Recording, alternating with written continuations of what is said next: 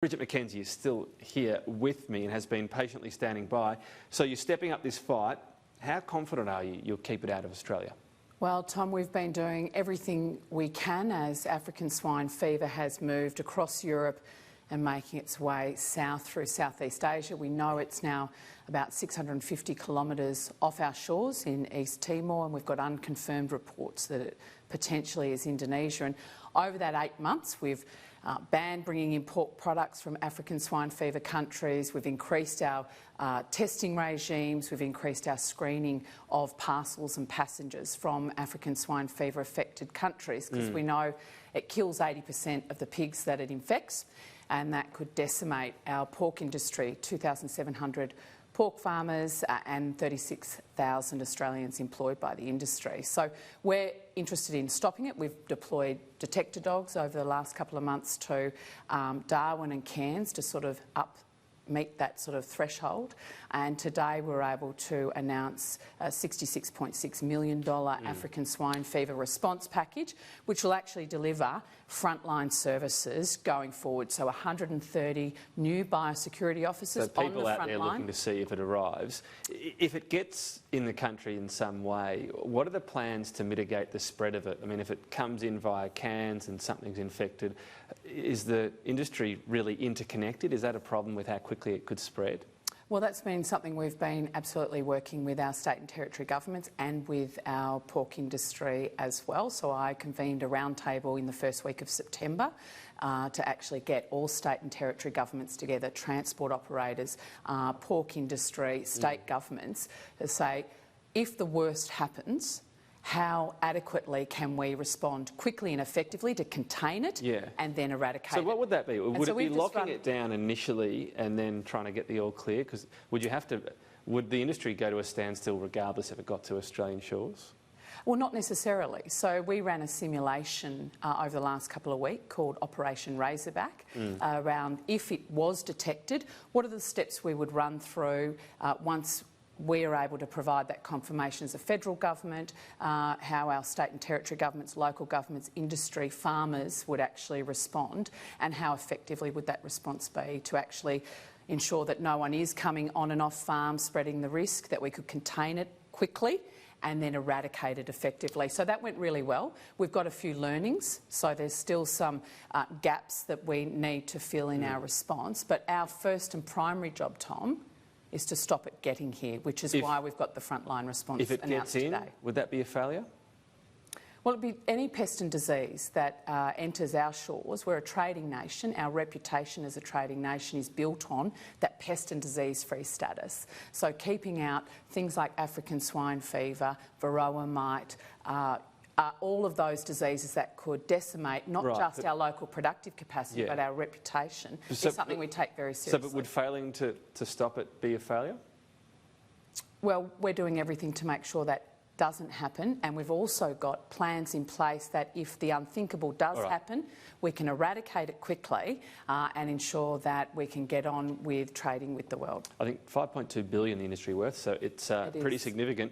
The National Drought meeting yesterday, still this message is coming across from the National Farmers Federation and farmers as well, that the paperwork's too much and too confusing. Are there more changes to come? Is there only so much simplification? I mean, you still need people to prove they're eligible? Well, we do. I mean, it's taxpayers' dollars after all, and we do need some sort of form of oversight that it's being spent appropriately, but streamlining the application process and making sure that it's easy for farmers to access federal and state government support. So the National Farmers Federation were at our drought ministers meeting in Moree yesterday, and we came together as state and territory and Commonwealth ministers to say we need to be more farmer focused on our drought response, and so making sure that it is easier. So one of the areas I'm responsible for is the farm household allowance. So we've made a raft of changes to that. Are there more coming, or is that, you think it's at a good level now? Well, I think we've just got to watch and act, for instance. So we've had our big announcement a couple of weeks ago. We're enacting the tranches of legislation and rolling out our RIC loans, etc., which are being very well received in the community. But it has to be really easy to apply for, and simplifying and streamlining that is something we're working on. And I know Shane Stone is also working to collaborate better with our state and territory and Commonwealth responses. So for farmers, it's not about wading through the paperwork, it's actually about getting the response they need. So often during these times as well, smaller farmers sell up and we end up with bigger farms, a trend of sort of merging properties, bigger companies taking over. Do you see that as a problem or is that efficiency? Is that okay? Well, it's a reality, right? A lot of times during drought, the neighbour will purchase the farm of somebody who said, you know what, this isn't for me anymore. There's no issue very with that, good though, in terms of the industry and how, you know, Australia Well, I don't think so. I mean, from regional Australians' perspective, we love family farmers because their kids are in all our footy teams and netball teams. They keep, you know, and we want to see more Australian farmers staying on farm. Because it keeps people in the communities. Correct. But maybe it's is it part nostalgia? No, I don't think so. I don't see Australia as being a nation of corporate farmers. I think we've got a really good mix. The vast majority of primary producers in this country are family farms, and we want to see them continuing to produce. So you want to keep it that way where possible? Absolutely. And that's why you see the response that we've got is actually about cash on the table now at the farm gate, a raft of loan products to actually help them get through the drought to the rain coming.